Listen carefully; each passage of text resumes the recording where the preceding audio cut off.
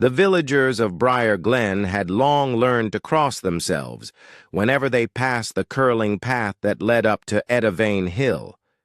Children were warned never to stray too far into the woods, and old men sat near the hearth spinning stories about what lay beyond the thicket, where the fog always seemed to hang low and the birds refused to sing. Atop that hill stood the Ashford House, a decaying relic of Georgian grandeur. Its stone walls were stained with centuries of rain and shadow. Once a pinnacle of elegance, it now loomed like a mausoleum, blind-eyed windows glinting with secrets behind their cracked panes. Despite its decay, the manor never lacked for occupants. The Ashford line, rich, strange, and terribly enduring, had lived there for generations, cloaked in wealth, reclusion, and rumor. It began again in 1847, when Jonathan Ashford returned from abroad, bringing with him his new bride, Isadora. The couple arrived in a fine carriage one October dusk. Their arrival, announced by thunder and the squeal of rusted gates as the iron mouth of Edavane opened once more. Jonathan was the last male heir of the Ashfords, a man whispered to have studied unorthodox philosophies in the cryptic universities of Prague and Istanbul. No one in Briar Glen had seen him in nearly a decade. Isadora was a pale, elegant creature, with hair the color of moonlight and eyes like river ice. Some said she was Romanian, others whispered she wasn't of this world at all. The way she moved, slow, fluid, too perfect, left a trail of unease wherever she went. Her presence at local mass was rare, and when she did appear, the air in the church grew cold, and even the altar candles flickered nervously. Within months, the staff at Ashford House began to dwindle. Servants left in the night, claiming the walls whispered, the mirrors watched them, and something unseen walked the halls after midnight. The few who remained, mostly mute Eastern Europeans Jonathan had hired, spoke little, kept their heads down, and worked in silence. A year after their arrival, tragedy struck. A young chambermaid, Lydia, was found hanging from the beams of the East Wing nursery, her eyes gouged out, her hands covered in ink, strange symbols scrawled over her palms and arms. The local constable, Mr. Hawthorne, was summoned, but Jonathan dismissed it as suicide brought on by melancholia. Hawthorne, though disturbed, had no evidence to argue otherwise. The body was buried without ceremony, and the nursery was bricked shut the next day. But the Ashford curse, or legacy, depending on who you asked, was far from over. That same winter, a series of small earthquakes rippled through Edavane Hill. Strange, considering the area had no history of tectonic unrest. The manor groaned and cracked but stood firm. Isadora, curiously unaffected by the tremors, took to wandering the grounds barefoot, murmuring in an unknown tongue as if the soil were listening. Then came the boy. In spring of 1849, Isadora gave birth to a child, Nikolai Ashford. The midwife, who assisted in the labor, a stout woman named Greta, never spoke again. She returned home the next morning, her hands trembling, eyes vacant. When asked about the birth, she would only mutter, "He wasn't crying. He was humming." Nikolai grew rapidly. Too rapidly. By his first birthday, he looked nearly 4. By 3, he was reading Latin, Greek, and something else, letters no scholar recognized. The villagers grew fearful. Farmers claimed their livestock, vanished overnight, their fields salted without cause. One boy from the village went missing after playing near the stream below Edavane. His toy boat was found bobbing near the reeds, its paint blistered as if scorched. Meanwhile, inside the manor, something changed.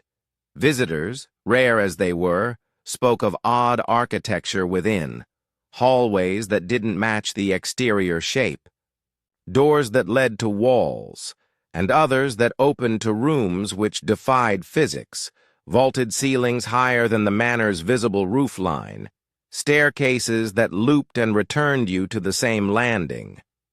One traveler, a painter from Dunwich who had been commissioned for a family portrait, described a basement that felt older than the house itself, with carvings not unlike those found in Mesopotamian ruins. He left before the portrait was complete, and was later found wandering in the moors, delirious, eyes scratched out. As for Jonathan, he grew increasingly withdrawn. Once a socialite in the academic world, he now rarely left his study, a circular room in the western turret that glowed with strange violet light at night. Locals reported low, droning chants emanating from that side of the manor during full moons, followed by unnatural silence. The townsfolk had enough. A small party of men, led by Reverend Eli Cartwright and Constable Hawthorne, made their way to Ashford House in the summer of 1852. Their intent: demand explanations or condemn the manor entirely. They arrived at dawn. Only Hawthorne returned. His hair, once black as coal, had turned completely white. His tongue had been cut out, surgically, with precision. He would spend the remainder of his life locked in Briar Glen's asylum, drawing spirals and symbols on the walls with his own blood. No one ever dared go up Edavane Hill again. Then, in 1855, a letter arrived.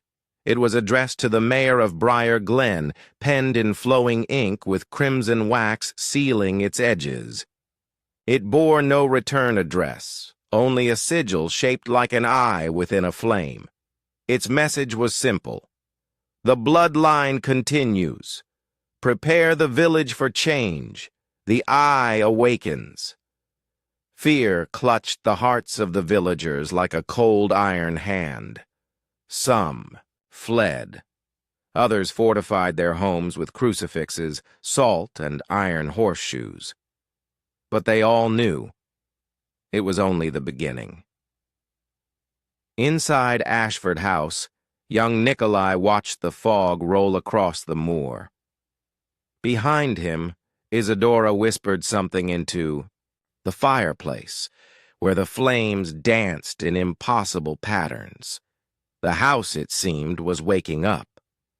Briar Glen, once a modest village brimming with songbirds, church bells, and the comforting rhythm of farm life, had fallen into a hush.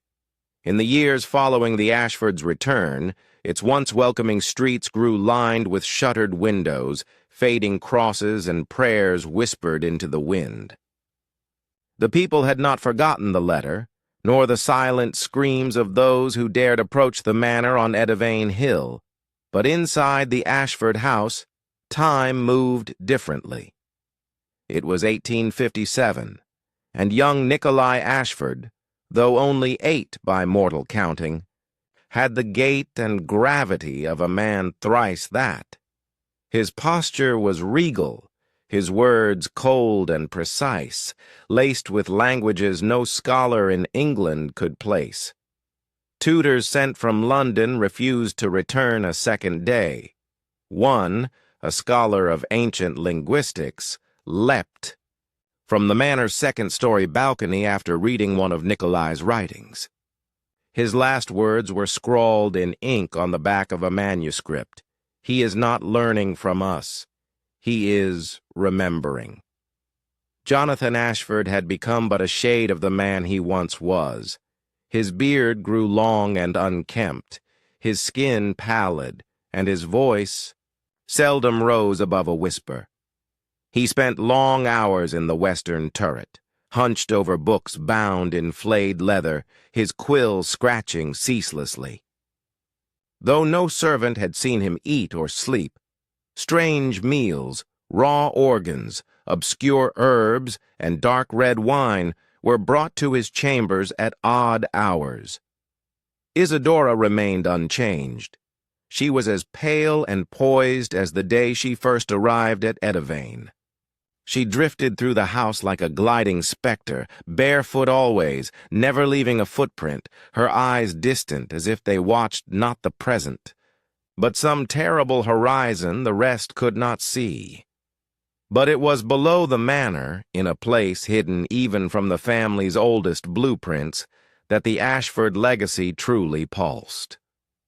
Beneath the house, behind a concealed panel in the cellar, there existed a chamber hewn from obsidian rock, far older than the house itself.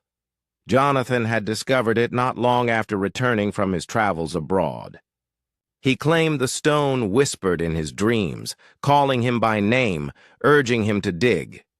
He obeyed. What he unearthed was not a tomb nor a cave, but a temple, cold and vast, its walls adorned with shifting runes that resisted translation. Some glowed faintly, pulsing like a heartbeat. In the center of the chamber stood a monolith, black and jagged like a broken tooth, standing over 12 feet tall. It emitted a low hum, inaudible to most, but ever present, like a tuning fork vibrating within the soul. This was the eye of Virexus, and it had not always slumbered. Each night Jonathan descended to the chamber, chanting in tongues he had learned during his forbidden studies in the underground libraries of Istanbul. With each visit, the runes responded more vividly. They grew warm beneath his fingers. One even burned itself into his palm, an unblinking eye surrounded by concentric spirals. He knew the eye was awakening, and it wanted Nikolai. The boy was drawn to the chamber from the moment he could walk. Isadora would often find him seated, near the monolith, muttering softly, the strange symbols on the walls now familiar syllables on his tongue. His presence seemed to feed the room, make it more alive. Moss curled away from the stones as he approached, revealing new carvings. The air around him crackled like a storm was always nearby. When Jonathan attempted to restrict his son's access, he found the boy already beyond his grasp. "Nikolai," he said one night, as they sat by the cold hearth, "there are paths, best left unexplored. Knowledge not meant for even our blood." The boy turned to him with those impossible eyes, gray with violet flecks that shimmered in the dark. "It was not meant for you," he replied, "but I remember it well." "You're not remembering," Jonathan hissed, trembling. "You are being possessed." Nikolai smiled faintly. "Am I?" After that, Jonathan stopped eating altogether. Meanwhile, in the village, the Reverend Eli Cartwright, though shaken from the ill-fated expedition to the Ashford Manor 5 years ago, had not abandoned hope. Now an old man, gaunt and sunken, he spent his days researching all he could about the Ashfords. The town's dusty library yielded little, but old trade records, journals of traveling priests, and pagan folklore pointed to a disturbing conclusion. The Ashfords had always dabbled in the occult. Even in the 1600s, early mentions of the family linked them to shadowed societies and blood rituals.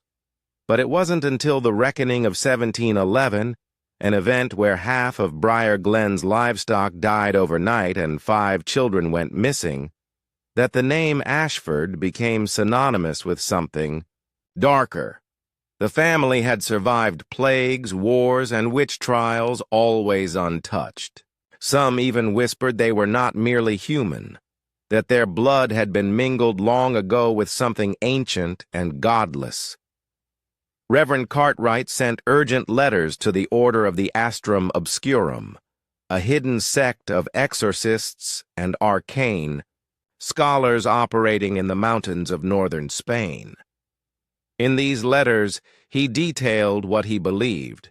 Nikolai Ashford was a vessel, a harbinger of something waiting to cross over.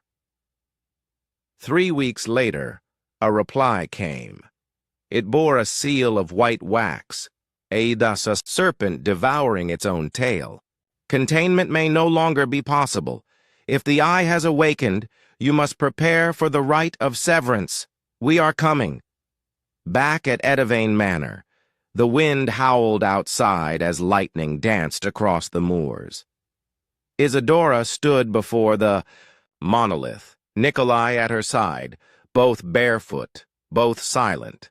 The runes on the walls now pulsed in rhythm with the boy's heartbeat. He raised his hands, and the chamber answered. Dust fell from the ceiling as the stones began to shift, rearranging like a puzzle clicking into place.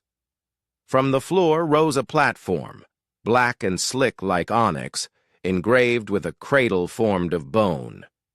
Jonathan, now skeletal and weak, watched. From the shadows. "You're going to open the veil," he croaked, barely able to stand. "You'll damn us all." Isadora didn't even look at him. "You misunderstand, Jonathan. Damnation is a human fear. We are past that now." He reached for her, but his hand passed through her dress. She was no longer flesh. Not entirely. As she turned to leave the chamber, the candlelight flickered unnaturally. The boy remained. He stepped onto the bone cradle, his eyes closed. The eye responded, its surface rippling like oil over fire. And then the scream came. It echoed not through the air, but through the bones of every living thing on the hill. The trees bowed, the birds scattered, the fog pulsed outward like a breath held too long finally exhaled.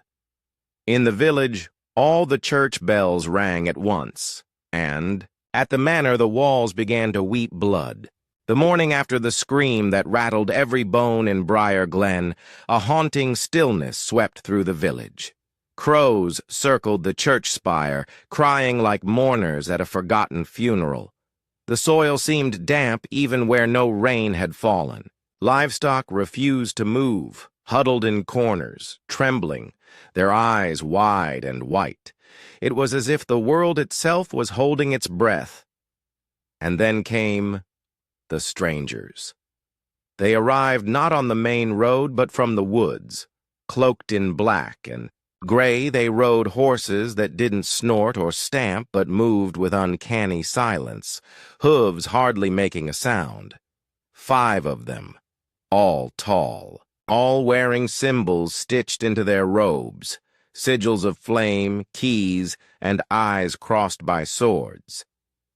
The townsfolk watched from behind shutters, peering through cracks as the riders passed. Some whispered prayers, others simply wept. They recognized. The insignia from Forbidden Pages and Fireside Tales passed down generations.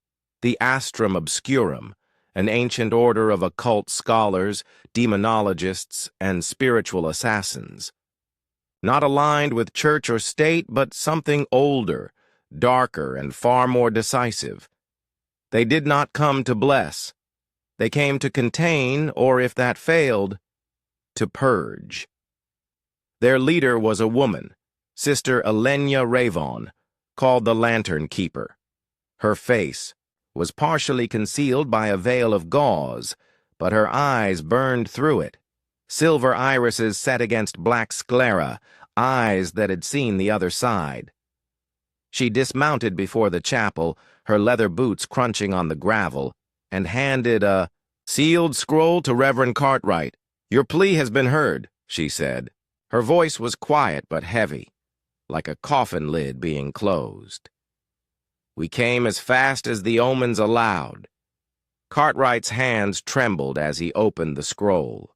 It was not instructions, but absolution, a final right to protect the souls of those who might die in what was to come. He looked up at her, voice cracking. "Is the child, Nikolai, Possessed.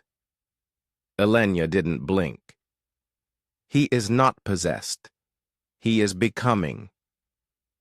Inside Edavane Manor, Nikolai had not left the chamber since the night of the scream. He no longer required food or water, and yet his body showed no signs of decay. If anything, he seemed stronger, taller.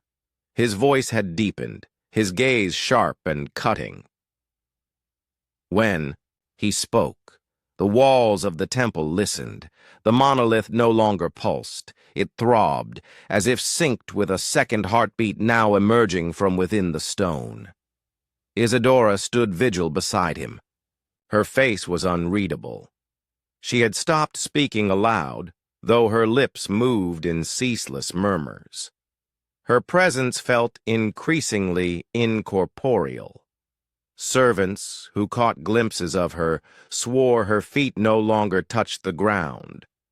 Jonathan, broken and resigned, remained above in the study. He no longer tried to stop them. Instead, he wrote in frantic bursts, journaling all he could about the eye, the chamber, and the veil. The ink bled through the pages as if unwilling to hold such knowledge. He knew the arrival of outsiders was inevitable. He had seen them in his dreams, shadows with burning swords, sent not to save, but to erase. One phrase he repeated over and over in his notes. He is not the key. He is the door. The order prepares. The Astrum Obscurum spent their first day surveying the land. They marked 6 points around Edavane Hill with iron stakes, each engraved with blood-forged runes. These formed a containment grid meant to delay, not defeat. The eye cannot be killed, Elenya told Cartwright. It can only be closed, and only before the crossing is complete. They set up a sanctum in the old stable near the Ashford estate. There they opened ancient books and conjured maps written in bone dust and ash. One of them, Brother Caldus, read aloud from a tome older than any in Britain. The words made the air buzz. Ravens fell from the sky when he spoke. "What exactly is trying to come through?" Cartwright asked them that night. Elenya answered, "Not what. A sentient consciousness older than language. The eye is its vessel, its antenna, and the child is its chosen harbinger." "Can Nikolai be saved?" "No. He passed the threshold the night the stone screamed." Another of the order, a silent man named Amit, began carving a ritual circle in the earth. He mixed soil with powdered silver, myrrh, and bits of black obsidian. At its center, he placed a mirror, a gateway meant to reflect not the self, but the soul. "We will need to enter the manor before the full blood moon," Elenya said. "That's when the veil thins completely. After that, he becomes more than human." Reverend Cartwright sank to his knees, weeping. "I baptized that boy." "He will remember that," she said grimly. "They always remember the ones who tried to name them." The descent on. The third night, the order made their move. Edavane Manor loomed under a sky torn by red lightning. The containment runes flickered in protest. As they approached the gates, the wind began to howl, not through the trees, but from within the earth itself. Elenya drew her blade, long, black, and cold. It wasn't metal. It was carved from something not found in nature, perhaps from the bones of a god. "Let no shadow touch your skin," she told her brethren. "Let no voice in the dark tempt you. Trust only the silver flame." They entered the manor. The hallways were darker than they should have been. The lights flickered and hummed, bending slightly toward the intruders as if watching them. Portraits on the wall bled from the eyes. the scent of sulfur mixed with lavender, an oddly sweet and noxious aroma. They reached the study. Jonathan was already waiting. He had dressed in funeral robes and held a bundle of pages in his lap. "You're too late," he said softly. "The child is not the bridge. He is the one waiting on the other side." Elenya stepped forward. "Where is the chamber?" Jonathan smiled. But it was a sad, broken thing. "Down. Always down. But I wouldn't go. He doesn't need you anymore. He's building a new shape, something not meant to be seen." Caldus moved to strike Jonathan unconscious, but the man turned to ash the moment he was touched. The pages he'd held fluttered to the floor, landing in a perfect spiral. They pressed on, into the temple. The hidden door in the cellar opened without resistance. It wanted them to come. The staircase was longer than it had been, much longer, and colder. Runes glowed on the walls, shifting and reshaping into warnings the order pretended not to understand. When they reached the chamber, they stopped. It was no longer a monolith they faced, it was a body, half-formed, half-stone, seated upon a throne, of pulsating roots and bone. It had no eyes, but it watched them. Its skin shimmered with script that moved like worms beneath the surface. And in its lap sat Nikolai, now nearly a man, gazing up into the being's chest cavity as if reading scripture from within its rib cage. He turned slowly. His voice was layered, his own and something vast beneath it. "You should not have come." Elenya raised her blade. "By the order of the Astrum Obscurum, I bind thee by iron, name, and flame. Withdraw or be extinguished." Nikolai smiled. "You do not know my name." The eye opened. It was not on the stone. It was on Nikolai's back, stretching wide like a wound torn through space itself. The chamber shook. The runes screamed. Amit vomited black bile and collapsed, his body aging 50 years in seconds. The battle had begun, and above them the sky cracked open. The chamber beneath Edavane Manor had become a place no longer bound by earthly physics or time. What once was a sealed room of ancient obsidian was now a living cathedral of shadows and pulsing light. Walls bent inward and outward simultaneously, growing and shrinking in an unnatural rhythm. The stone altar had evolved into a grotesque throne of bone and sinew, woven with veins that glowed from within, pulsing to the cadence of an unseen heart. At its center sat Nikolai Ashford. No longer merely a boy nor fully a man, he radiated power. His body shimmered with ever-changing runes that danced across his skin, and from his back unfurled a vertical slit, wet and raw, glowing like molten silver. It opened slowly.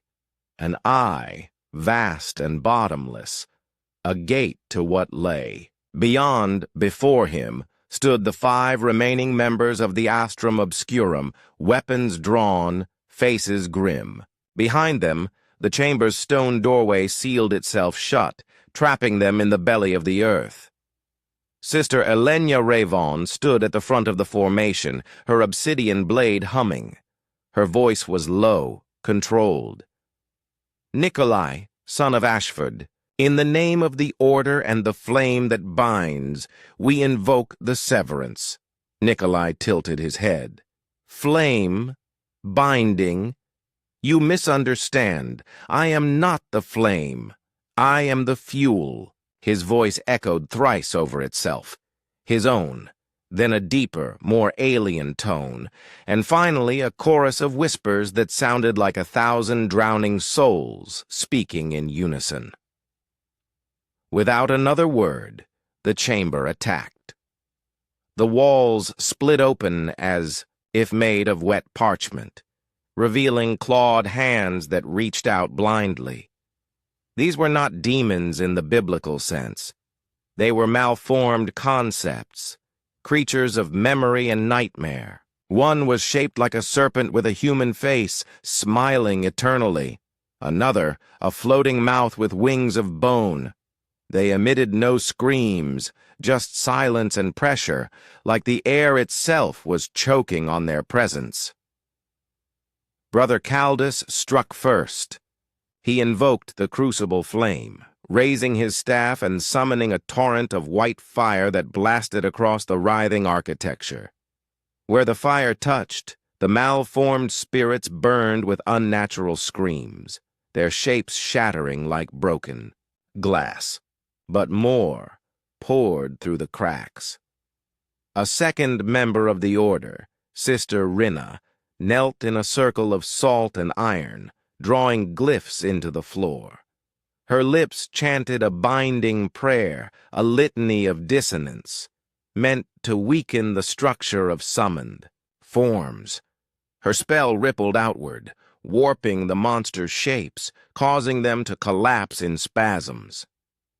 But one of the hands, slender, insectile, and glistening, pierced her throat before she could finish. She fell without a cry, eyes wide, a strange light spilling from her mouth.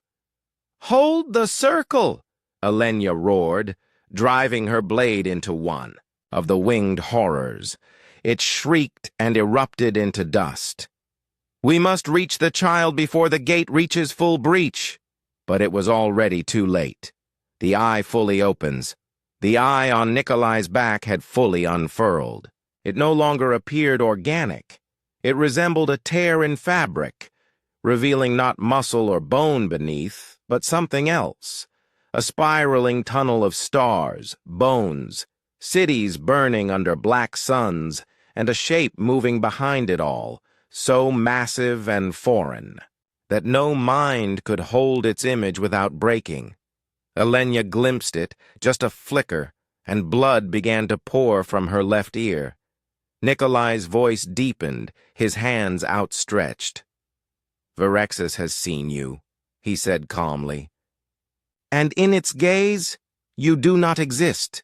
You are concepts, not people. Words that will be rewritten." Brother Ahmet, already weakened from the chamber's pressure, screamed and collapsed. His body shattered into salt.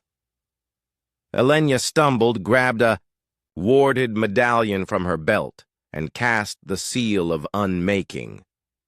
A red sigil blazed across the throne room floor, slamming into the air like a wall of iron and cutting the chamber in half.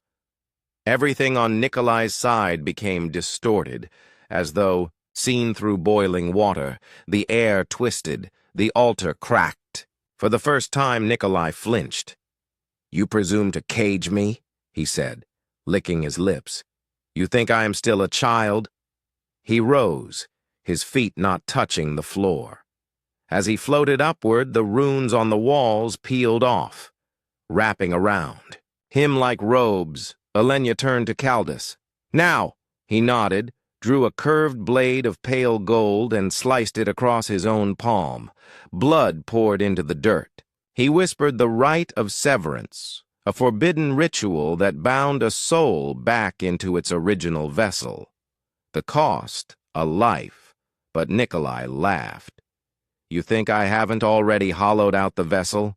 he asked. He opened his mouth wide, too wide, from. Within him came a voice not his own, a voice that thundered like collapsing mountains. "You cannot sever what has never been whole." Jonathan's final act above, in the now shuddering ruins of Ashford Manor, Jonathan crawled through the cracked floors of his study, journal in one hand, a rusted dagger in the other. He had heard everything. The roar of the chamber, the words spoken through his son, the collapse of the seals. His breath came in shallow, wheezing sobs. He opened his journal to the last page, a page that pulsed with runes he had carved in.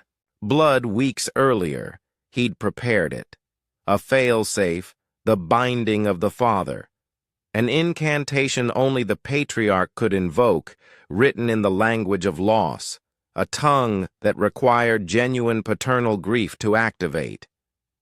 "I name you Nikolai," he whispered, crawling to the edge of the floor above the cellar. "I name you not as a god, but as my son." The runes lit up, burning the page. A crack echoed beneath the house. Back in the chamber, Nikolai screamed, his first real scream since birth. Not rage, not pride, pain. The throne exploded into shards. Nikolai fell to the ground, his robes of runes, burning away. The eye snapped shut, bleeding black ichor. The air quieted. The monsters vanished. The walls ceased pulsing. Alenya stood slowly, her hands shaking. Jonathan had succeeded. For the moment, the gate was closed. But not without cost. Alenya limped toward the boy's body. He lay still, his eyes fluttering, breath shallow. He looked. Human again, small, vulnerable, almost asleep. She crouched, placing a hand over his chest. "He's still alive?" she whispered. Brother Caldus staggered beside her. "We must end it." "No," she said. "He was the door, but now he's the key. The only way to keep it locked." They wrapped Nikolai in chains of blessed silver and iron, bound his eyes and mouth, and placed him in a sarcophagus lined with obsidian and salt. He would not die. Not yet. But he would sleep, deep beneath the earth, surrounded by endless night. As they sealed the tomb, Alenya turned to the others. Only 2 of the 5 remained. "We tell no one what we saw," she said. "We bury this with the Ashfords." Briar, Glen, weeks later. The manor collapsed 2 days later. Fire consumed the last of its stone and wood. Villagers claimed to hear a baby crying inside, though none were found. Reverend Cartwright resigned. His hair fell out. He was last seen walking barefoot into the woods. The Astrum Obscurum vanished just as they had come. No farewells, no graves for the lost. But beneath Edivane Hill, the tomb remained, buried under 7 layers of warded stone and forgotten by man, except for one, a girl born in the village 5 years later with eyes like Nikolai's, silver-flecked, watching shadows that no one else could see. The bloodline, it seemed, was not finished. The village of Briar Glen breathed easier after the fall of the Ashford Manor, but the relief was not joy, it was numbness. Edivane Hill lay scorched and silent, its cursed soil blackened like a battlefield left behind by forgotten gods. The road leading to the estate was cordoned off with iron stakes, each etched with holy symbols and sealed with the wax of 7 churches. A quiet agreement passed through the townsfolk. "We do not speak of the Ashfords. We do not name them. But silence, like soil, only hides what continues to grow beneath." 10 years passed. The world changed. Steam trains screamed through the moors.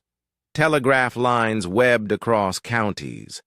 But Briar Glen remained a village caught in time, always gray, always damp. Newcomers didn't stay long. The soil never bore good harvest again. And something stirred at the edge of the woods, where birds refused to nest and dogs whimpered when passing by. That something was Leora Hartwell, the girl with the silver-flecked eyes, born of fog and fire, Leora had come into the world on the night of a red harvest moon, the same eerie hue that had crowned the sky the night Edivane Manor had crumbled. Her mother, Annalise Hartwell, had never spoken of the father. In fact, no one ever saw the man, if there was one at all. She raised Leora in a cottage on the village's edge, near the old stream that once ran crimson during the Ashford years. From the time she could speak, Leora whispered names no one taught her, ancient names. Names from forgotten grimoires and cursed scrolls, names that caused windows to frost and fire to sputter when said aloud. She claimed she dreamed of black towers, spirals of bone, and of a boy in chains beneath the world, whose mouth was sewn shut but whose thoughts thundered in her skull. She was 6 when she first drew the eye, not with crayons or chalk, but by dragging a stick through the frost of the window pane, etching the unblinking vertical slit ringed in thorns. Her mother slapped the window pane away in panic. "Don't ever draw that again," Annalise hissed. "Why?" Leora asked innocently. "Because it's looking back."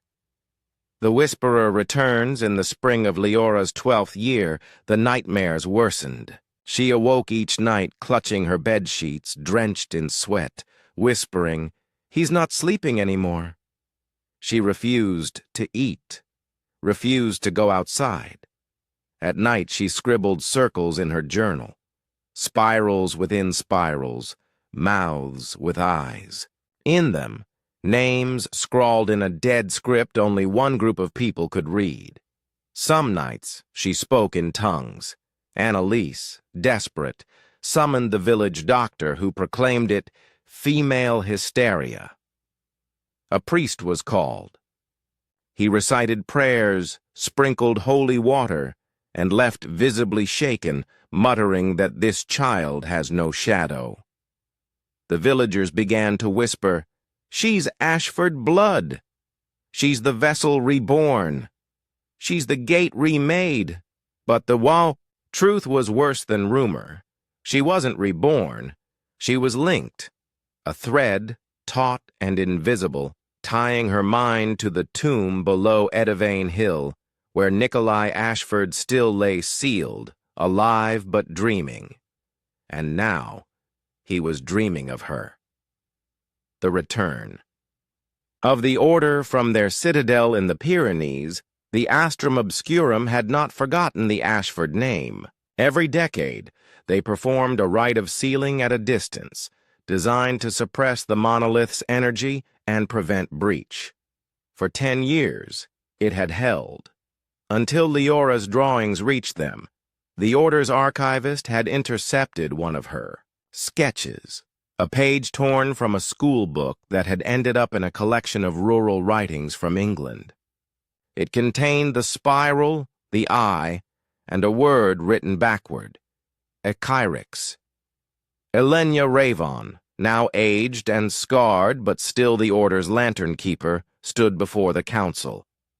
"She is not the gate," she said. "She is the key's reflection. The eye was never severed, only buried. It calls to itself." A vote was taken. The Order would return to Briar Glen, this time not to contain, but to end. Leora's awakening. That summer, the stream behind Leora's home dried up. Dead birds appeared on the porch every morning, always 7, always arranged in the shape of a spiral. She felt strange under moonlight, stronger, as though the shadows welcomed her. She began wandering at night, barefoot through the woods. Her mother locked the doors, but Leora appeared outside them come dawn, scratching words into the bark of trees, laughing at things only she could see. The villagers grew frightened. A small council approached Annalise, pleading she take the child away. "She's not sick," the butcher's wife said. "She's calling to it." That night, Leora stood at the edge of the ruined path to Edivane Hill. The burned soil pulsed, faintly under her feet. Her eyes rolled back as she began to speak, not aloud but through the veil. Below, in the sealed chamber, Nikolai stirred. The chains groaned, the monolith cracked.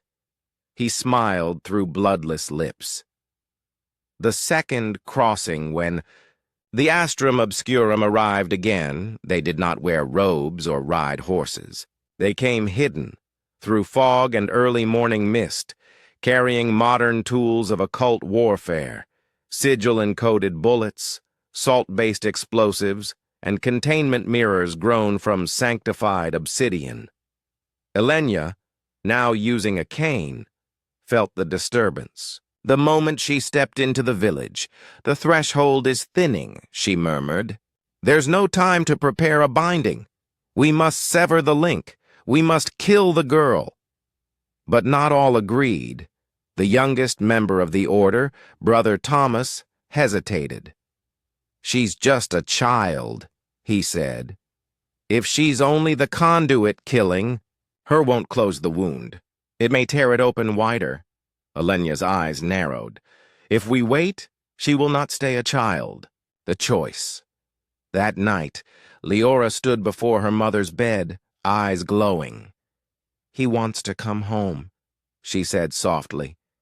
Annalise trembled. "Who, baby?" Leora smiled. "The one who never left.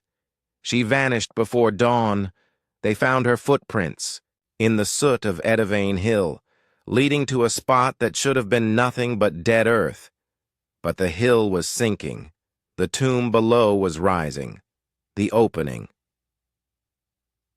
The final confrontation came on a night without stars. The sky hung black and wet. The ground cracked and hissed. A deep moaning sound echoed from the base of the hill, as though the world itself were in labor. The order arrived with iron, salt, scripture, and despair. They found Leora standing at the heart of the clearing, arms outstretched. Behind her, the monolith had returned, taller, sharper, with blood dripping from invisible seams. At its base, a figure climbed free from a pit of bone and fire. Nikolai Ashford, unaged, unbroken, unbound. He stepped forward, hand gently resting on Leora's shoulder. "She called me back," he said, his voice layered again. "And now we are two. But soon we will be one." Elenya raised her blade. "You will not leave this hill." Nikolai smiled. "I already have." As the eye opened once more, the air screamed. The ground split, and the Second Severance War began. The hill did not merely tremble. It convulsed, as if the very bones of the world recoiled from what was being born atop Edavane. The sky, black as ink, now wept red rain, hissing where it struck the soil. Trees along the perimeter bent away. From the epicenter, their trunks groaning like living things in agony. It was as if nature itself recognized the profane ritual unfolding and begged to flee. At the center of it all stood Leora, no longer the frightened child who had drawn circles in window frost. Her hair floated around her like smoke in still air, and her body, though still that of a girl, exuded power that caused time to flutter around her like a broken film reel. She stood barefoot in the ash and fire, gazing up at Nikolai Ashford, risen from the tomb beneath the world. Nikolai looked unchanged. A boy of 17, ageless, with silver-flecked eyes and the bearing of an ancient king. But what stood behind him, what moved just beyond sight, was not human. The eye of Virexis, now fully open on his back, revealed glimpses of an eternal intelligence, a spiraling depth of madness and cold logic. Through that slit in space, the Order could hear the distant laughter of extinct stars, and they understood. The eye was no longer just watching. It was stepping through. The astrum obscurum responds, Alenya Ravon stepped forward, even as the air tried to push her back. Her sword, still carved from the ribs of an elder god, glowed faintly as she raised it toward the girl. You must step. Away from him, Leora. Now, she commanded, her voice a prayer wrapped in fire. Leora turned her gaze toward her, and the air rippled. No scream, no spell, just a look, and Brother Caldus, standing behind Alenya, imploded, his body collapsing into itself as though crushed by gravity from a distant star. He didn't even cry out. He simply vanished, and his ashes spiraled skyward into the eye. Alenya didn't flinch. She had seen worse, but her heart broke all the same. She knew then, Leora was no longer a conduit. She had merged. A battle of will and flesh. The remaining members of the Order fanned out, forming a triangle around Nikolai and Leora. Their hands moved in practiced synchrony, drawing sigils into the air with silvered knives. Glyphs of containment, binding flames, and mirrored words hung suspended, glowing like stars. Nikolai raised his hand, and from the eye, a beam of pure darkness lanced forward, obliterating one of the glyphs instantly. The spellcraft splintered, the protective field rupturing. Brother Thomas, heart-hammering, stepped forward. I still see the girl in there, he said to Alenya. There's a way to separate them. She chose, Alenya replied coldly. They always do. But she's just a child. She was. Thomas hesitated too long. Leora extended her palm, and a wall of bone erupted beneath his feet, impaling him through the chest and lifting him off the ground like a grotesque scarecrow. He gasped once, blood leaking from his mouth, before the bones devoured him completely. That left only Alenya and Sister Maeve, who stood trembling with a sphere of consecrated salt suspended above her head. We initiate the rite of cleaving, Alenya said. Maeve nodded, stepping toward the eye. She began to chant. The salt sphere cracked and burst into a storm of light, streaking toward Leora and Nikolai. The two figures stood untouched, unafraid. Leora's lips moved, but her voice echoed through all directions at once. You're cutting flesh, but I am rooted in soul. Alenya's last gambit. The spell began to falter. Maeve collapsed to her, knees, bleeding from the ears. Alenya drew in a breath, then pulled a thin dagger from her belt, a mirror blade, one of only 3 in existence. Forged from obsidian sand and polished under eclipses, it could cut through souls, separating life. From corruption, she charged. The ground tried to swallow her. The wind screamed. Her skin blistered from the sheer psychic heat emanating from the open eye. But she reached Leora. She plunged the dagger into the girl's chest, not deep but exact, piercing just behind the heart, where the soul tether was. Strongest, Leora screamed, and the scream was not her own. It was Virexis. The eye cracked, a shockwave rippled outward, shattering the remnants of the manor foundation and tossing Nikolai across the hill. He landed hard, groaning, blood pooling from his mouth. Leora collapsed into Alenya's arms, the spell broken.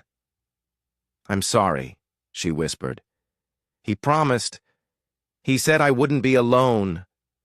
Alenya stroked the girl's hair as her breathing slowed. It's not your fault, child, but it didn't matter. The eye remained open. The risen one. Nikolai, body broken, crawled back toward the rift. Blood ran from his mouth, his fingers clawing through ash and bone. I must finish it, he whispered. You do not understand. I wasn't letting him in. His face turned. silver eyes wide and wet with tears. I was holding him back, and then the ground split open, revealing the true form of Virexus. No shape, no face, just a presence, towering, mindless, infinite. A voice, not sound but understanding, cascaded through every living being within miles. We were one once before language. I have waited to return to flesh. You split me. Now I reunite. Leora's corpse lifted into the air, her mouth opening in a silent gasp. Tendrils of light and shadow wove through her body, animating her once more. Her eyes reopened, now fully white, and the voice of Virexus spilled from her lips. Let there be no veil between thought and birth. The final binding Elenia stood alone now, broken, burned, her blade gone. She turned her gaze upward, to the sky, now swirling with galaxies pulled through the rift, and whispered an ancient name. Acor Zealous Intrum, the final invocation of the Order, a spell only the Lantern Keeper could utter. Ceci, clouds boiled, the earth screamed, a great hand, forged of thousand-year-old martyrdom, descended from the ether. It grabbed the eye. Nikolai screamed as the light around him turned inside out. The hand clenched. There was a sound like every temple, collapsing in unison, a suction, as though reality itself took one long, desperate inhale. Then silence. The eye vanished. So did Nikolai, and Leora's body fell to the ground, lifeless, once and for all. Aftermath, Elenia Ravon never left Briar Glen. Her hair turned silver, overnight. She planted a grove of cypress trees on Edivane Hill and lived in a small cabin nearby, guarding the sealed soil until her death 5 years later. No one dared build there again. The Astrum Obscurum was never heard from publicly again, and yet, on nights of the red harvest moon, children in Briar Glen still dream of spiral staircases, black altars, and the boy with the silver eyes. Sometimes they wake up with symbols drawn on their arms. And on one such night, far from the village, a girl was born in Lisbon. She did not cry. She hummed. The world had moved on, or so it believed. Briar Glen, once marked by whispers and shadows, had returned to a semblance of rural quiet. Cows grazed, churches reopened, children played in the streets again, though none dared stray too close to Edivane Hill. The cypress grove planted by Elenia Ravon stood tall and unnervingly symmetrical, each tree casting a shadow that never quite moved with the sun. But while the ground above slept, something ancient continued to pulse beneath, and thousands of miles away, in a dimly lit birthing ward in Lisbon, Portugal, a child named Alessandra Virella came into the world with pure white eyes and a crescent-shaped birthmark over her heart. She didn't cry. She merely looked at the nurses, one by one, and they each felt a wave of familiarity they couldn't explain, as if they'd seen her before, in a dream or a nightmare. Her mother died 3 days later. Her father vanished within the year, and by age 7, Alessandra began speaking in a language no scholar could identify, not Latin, not Aramaic, not Akkadian. The Vatican sent a linguist. He listened for 2 hours, returned to his hotel, and slit his wrists in the bathtub. He left a note, written in his own blood. She is not learning. She is remembering. The Quiet Watchers. Back in England, the Astrum Obscurum had fragmented. Most surviving members had disappeared into false identities, buried themselves within mundane governments, quiet research labs, and forgotten abbeys. But a few still gathered once a year beneath a church in Chesterfield, in a chamber that smelled of burnt myrrh and iron. Among them was Sister Maeve, now gray and withered, her eyes hollowed from years of guilt and prophecy. "She's the bridge," she told the others. "Leora's body was just a vessel, but Virexis, he needs a womb. He has chosen to grow inside the world this time rather than conquer it outright." They passed around photos of Alessandre. In one, she sat at the edge of a pond, the water's surface showing not her reflection, but a spiraling eye. In another, she stood inside a circle of dead birds. A third showed her drawing runes in the dirt with the bones of a cat. "She must be stopped," whispered Father Helwyn, voice shaking. "No," Maeve corrected. "She must be bound."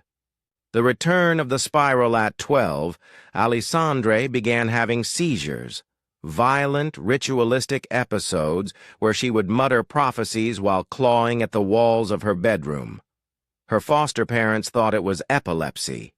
Her teachers assumed trauma, but one night, she woke up levitating 3 feet above her bed, her arms spread like wings, her spine arching unnaturally. Her room had filled with moths, and the windows were coated in frost, though it was the middle of summer. On the wall, in blood from her own palms, she had written one phrase: "The spiral comes through flesh." Her caretakers tried to medicate her, restrain her. They even called a priest. Within a month, the house burned down. Cause unknown. Alessandre walked out of the wreckage unharmed, smiling. She was 13, echoes of the eye, in the ruins of Ashford Manor. Something stirred, a local teen, trying to impress a girl, broke through the rusted gates and descended into the remnants of the cellar. The cypress grove had grown over it, vines thick as rope, their roots humming faintly with static. The teen found the stairwell, and in that forgotten depth, he found something still alive, a piece of the eye trapped in obsidian, pulsating like a heart behind crystal. He touched it, and when he climbed back out, he was no longer entirely himself. Days later, he was arrested for carving spirals into the chests of 3 neighborhood children while humming in a language that fractured the audio on every recording device. His only explanation? "She asked me to open the door." Vatican Archives, Vault 9B, the Vatican's black archives, known only to a handful, began to take notice. In particular, a woman named Dr. Clarice Marrow, a scholar of ancient apocrypha and excommunicated demonology. She had studied the Ashford lineage. She had read the sealed accounts of Leora, of Nikolai, and the collapse of the order. And when the photos of Alessandre reached her desk, her hands trembled. "It's not possession," she said to the Swiss guard, officer assigned to her. "It's not influence. It's reincarnation. But deeper." She opened a codex written in burned parchment, kept in a jar of consecrated salt. There are 13 forms of rebirth described in pre-Christian theologies. The 13th is called adomorpha, when the soul of a god returns not to flesh, but as flesh itself. "She isn't carrying Virexis." Clarisse looked up. "She is Virexis." The awakening Alessandre was 14 when she vanished. One night, her foster home was found empty. The floorboards had warped into spirals. Every mirror in the house had shattered from the inside. All electronic devices were dead, as if pulled, through a singularity. And in her bedroom, written across the ceiling, was one sentence: "Beneath the hill, I remember my name." Interpol began a manhunt. Her photo was flashed across Europe, but sightings were inconsistent. Some saw her in France, others in Morocco. One group claimed she walked into a cathedral in Krakow and turned every crucifix upside down just by standing still, and yet no camera ever caught her clearly. She was eroding presence itself, fragmenting from reality as her transformation progressed. Gathering. Storms, meanwhile, in Briar Glen, the cypress grove began to wither, each tree's bark peeled back to reveal black ichor beneath. Birds avoided the area. Locals whispered of a smell like rotting stars, and time felt wrong, minutes stretching unnaturally, clocks skipping beats. Maeve, now nearly blind, returned to the hill. She carried with her a small box lined in silver and filled with bone fragments, what remained of Elenya Ravon. She knelt at the center of the grove, the last place the eye had been sealed, and she whispered, "We failed you. She is rising again. If you can hear me, if any part of you lingers, show me where she's going." The wind answered, but it spoke in Leora's voice. "You never understood, Maeve. This was never about domination. It's about unification." The trees burst into flame. Black fire, soundless, and above the grove in the smoke, the spiral appeared once more. Prelude to a new genesis, Alessandre was now 15. She had returned to England, to the hill. She stood alone at its summit, barefoot, in the ash. No order, no priest. No one dared stop her now. The eye had been sealed once, but it was never destroyed. And now, with no soul to sacrifice, she would open it not with blood, but with memory. Because she remembered it all, Leora's fear, Nikolai's sacrifice, Elenya's blade, the shrieks of the dying world below. She remembered being a god, and she was no longer satisfied to dream. She placed her hand on the earth, and the earth opened like a mouth. The night sky above Briar Glen fractured like glass. Stars, once pinned in steady constellations, began to blur, spiraling slowly into patterns unfamiliar to any astronomer. Some blinked out completely, swallowed by a subtle darkness that pulsed like a heartbeat. Atop Edavane Hill, Alessandre Virella stood with arms open, as if embracing not the sky, but something beneath it. The earth trembled, not violently, but rhythmically, like breathing. The cypress grove had collapsed into ash. The soil had parted in a perfect spiral beneath her feet, revealing a descension path. A staircase made not of stone or wood, but of calcified bone, each step carved with symbols older than Mesopotamia, older than Eden.